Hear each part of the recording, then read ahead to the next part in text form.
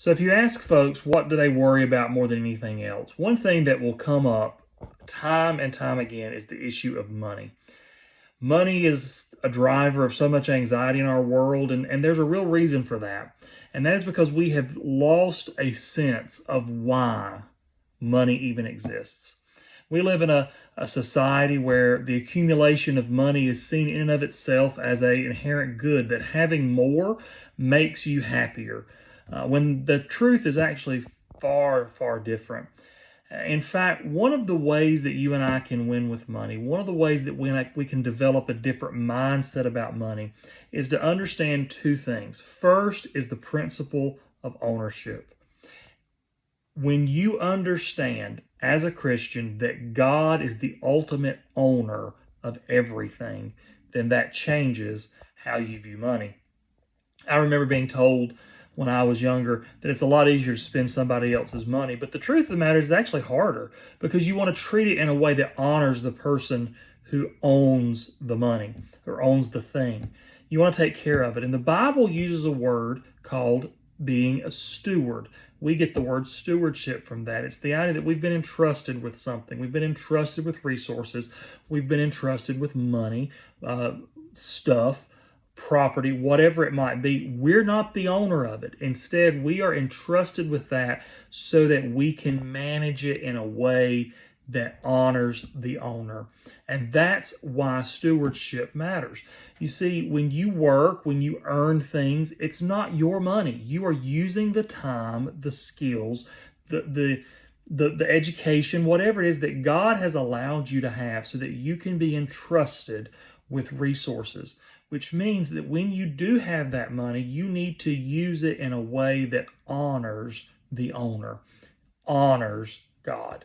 So that's the first principle of winning with money, is to understand ownership in terms of stewardship, that you don't actually own what you think you own. Instead, what you own is actually owned by God, and you're just entrusted as a manager or a steward of that. The second principle when it comes to winning with money is one that I think we tend to overlook, and that is so much of what we do or don't do with money is really about choices. You can't have everything. So there's a concept called opportunity cost, where if you say yes to one thing, you're inherently saying no to other things. When you take money, for an example, it is a finite resource. Yes, you can earn more, but ultimately it is a finite resource. There is a limited amount of money in this world. And because of that, you are limited by how much you are entrusted with. And so you have to make choices.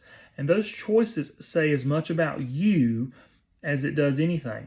So, one of the problems I see with a lot of folks when it comes to money is not that they don't earn enough, it's not that they spend too much, it's what they spend their money on. They're not spending their money in a way that honors God. They're not making good choices with their money. And that, I think, is one of the things that if we can begin to change our mindset about money, it will impact so much. So, how do we begin to change that mindset? Well, the first thing we do is we have an attitude that says, this is not mine, I do not own it, and I'm going to use it in a way that honors God. And that means that when we come to how much we have in the bank, what we save for, what we give, all of that we're doing for the glory of God.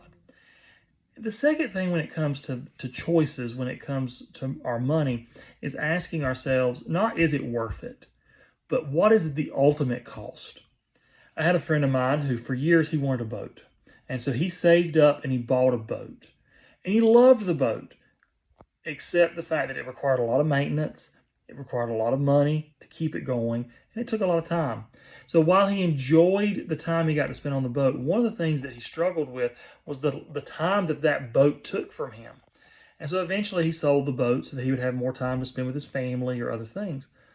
And he told me, he said he was as happy the day he sold the boat as he was the day he bought it, because he realized that while this was something that he wanted, something that he had always dreamed of having, that it cost him more than he was willing to pay. As it is with so many things in life, that car, that house, that vacation, that those clothes, whatever it might be, there is a cost associated with it. And if you can scale back and make choices that say, I'm willing to put my time, my energy, and my resources towards something that has a greater value, then even if you spend the money, you'll find that you enjoy the life that affords a whole lot better than just by keeping up with the Joneses. So think about money in those terms. Think about the fact that money is about stewardship and it's about priorities and choices. And one way we can begin that journey is by saying, you know what, I'm going to make a commitment to give.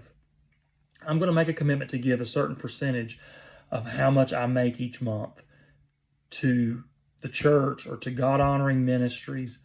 I'm going to make that choice to give. And then I'm going to make the choice to save.